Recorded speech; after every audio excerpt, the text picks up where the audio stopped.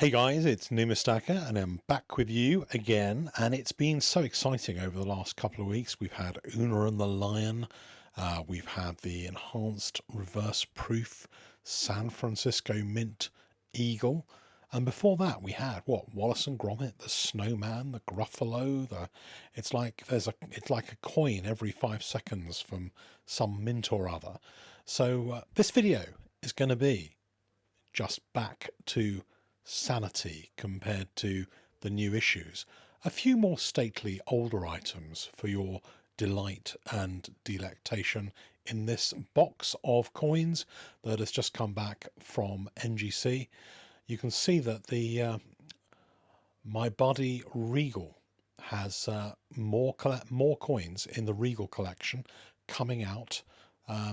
He must have bought some kind of job lot of old Cambodian coins locally and sent them all in for grading, which was very nice of him. But some quite interesting coins have come in, even though not all of them were treated with due deference by NGC. Here is a very, very nice little English shilling from the 1940s. What have we got here? Okay, so one that was in a mount from Cambodia. Very difficult to get good old coins from Cambodia that haven't been screwed around with. But I mean, it looks good even though it's been mounted. It's a really interesting little coin. AU details. And an Indian one, a rupee from India in AU 55. Ah, okay, so we've got a Thai coin, again, obverse scratched, so it's been in the wars a little bit, but I really, really do like the coin next to it, which is an American classic commemorative coin. And I mean, so many of these coins are just so evocative, folksy, lovely designs. I guess I really like the classic coins a little bit more. This is the old Pilgrims, and it just looks in really nice condition. I mean, it only got a 58. It's a shame it didn't get a bit higher than that, but I guess there was a little bit of wear on it as well. But it's a really nice coin. Here's another Indian rupee, AU 53, joining the Regal collection. It's nice. I really like it when Mr. Regal Stacker picks up some good coins, British Indian coins. Very nice. He also sent quite a few of these crowns. These are rocking horse crowns from 1935 in for grading, and they were actually bought from the Royal Mint, if I remember, but there was quite a problem with them in terms of them being contaminated with PVC, which really is pretty bad given that they were from a national mint. Some of them were conserved. The best ones were conserved by NCS, and they removed the PVC damage on them. Here's one that came from a posh auction, and I had the joint pedigree put on this coin just for fun. So it's got the original owner's pedigree and also Mr. Regal Stacker's pedigree as well.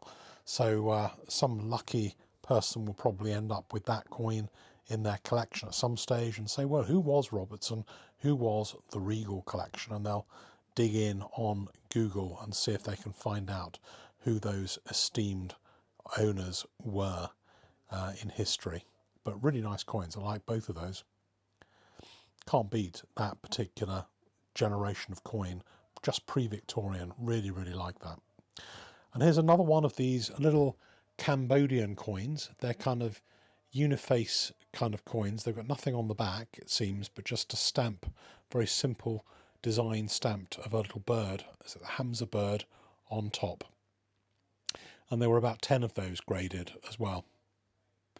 Here's one that was separate. This one, it wasn't Regals, I don't think. This is the King James Bible, and this that one got a 68. What have we got buried in here? Okay, so that one that got a 68 was a crossover from PCGS, and it had a 68 in PCGS, and it crossed over successfully to a 68 in NGC2. And here's another one. This one was a I think this was an XF45 actually. Yeah, XF45 in PCGS, and it got crossed in so that it could have the pedigree on it of the CT collection. Coin Connection, the name for quality assured modern coins. I know you guys hate adverts, so let's just call it 2% Rachel. Rachel in November. So when you're buying old coins that you think you might like being to be graded, it's probably a good idea to be fairly discriminating about what those coins are, the condition, etc., etc. But some of these coins weren't possible to slab at NGC for a variety of reasons. Some of the old medals were ineligible types. I never really know with NGC what ineligible type means, because they do slab a surprising variety of things that you might think are ineligible. But I think if they can't find them in a book, then and they can't prove what they are, then they never seem to take the risk of putting them in a slab. So they will slab crazy things, from moon dust and bits of meteorites to just any old thing, providing they can substantiate where it came from. Oh, here's an interesting one.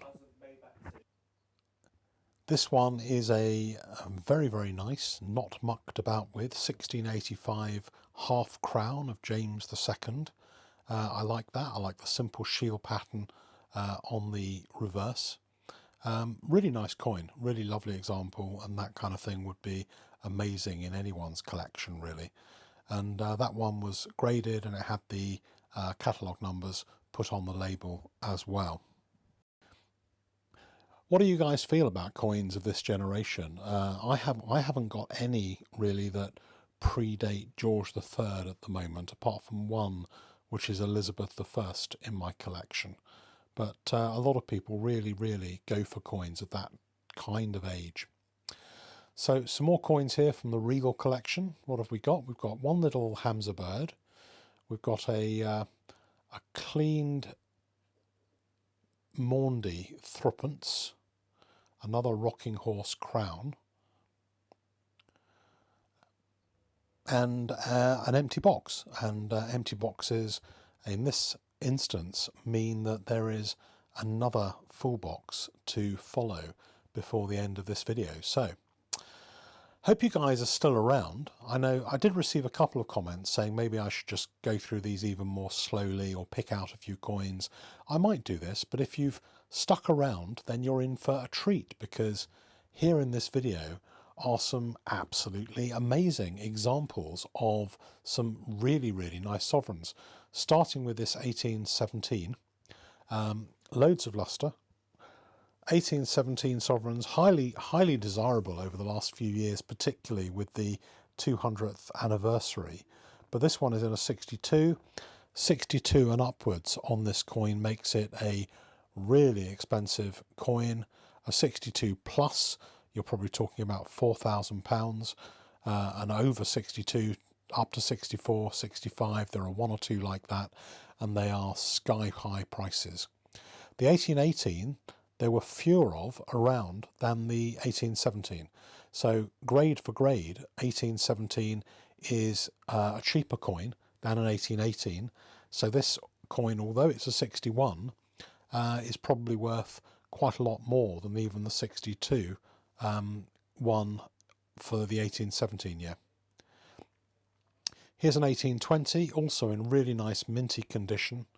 And this particular coin has been given a variety classification, so it's got an open 2, and if you look online and you look up open 2 and some of the variety names, you'll see some pictures of well, what is a closed 2, what's an open 2, and what the differences are.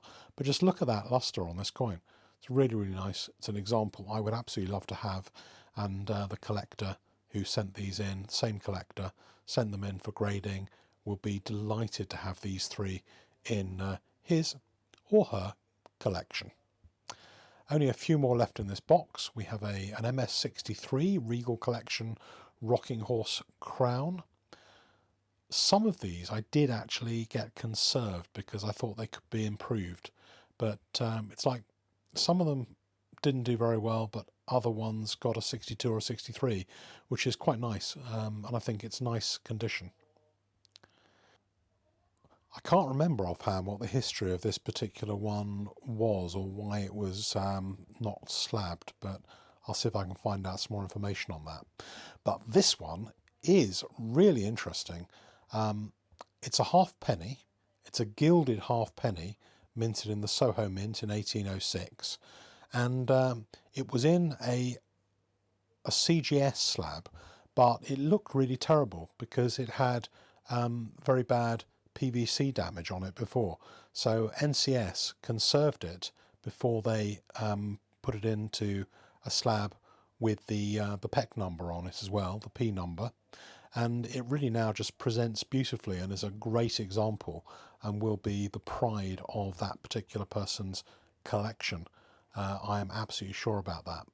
So I hope you like that. There's still more to come, and I'll try and intersperse it with some other stuff so you don't get bored as well.